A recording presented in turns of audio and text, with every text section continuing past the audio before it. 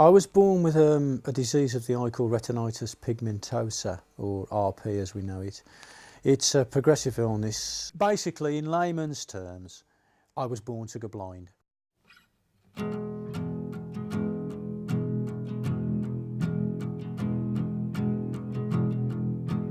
I've never seen at night. I've always had night blindness, which is one of the things that is attached to it. And then progressively over the years, mainly from sort of 16 plus was where I really noticed it.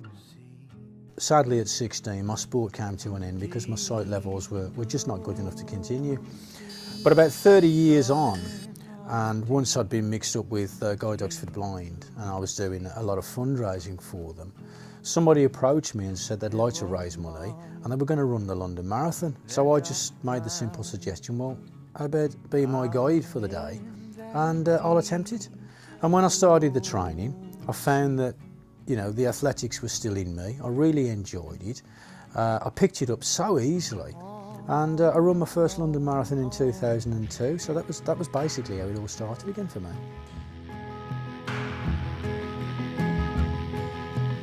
The 7 Marathon Challenge came about from me listening to an interview with Sir Ranulph Fiennes in my workshop, and he'd just become the first person in the world to run 7 marathons in 7 days on 7 continents.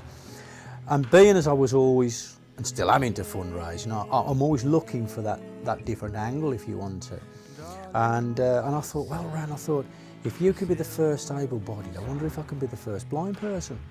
So that was how it all started. We did marathon number 1 on the 7th of April 2008, and it was in the Falklands, Antarctica. We then moved on to Rio de Janeiro, Brazil and South America. We then did a 3rd one in Los Angeles and North America, moving on the next day to Sydney and Australasia, then on to Dubai and Asia, and then we did Africa and Tunisia, and we finished 7 days later on the 13th of April in London for the London Marathon Europe.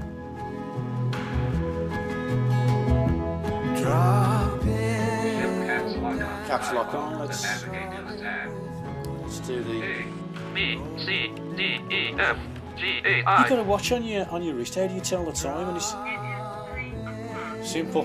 That talks as well, you know.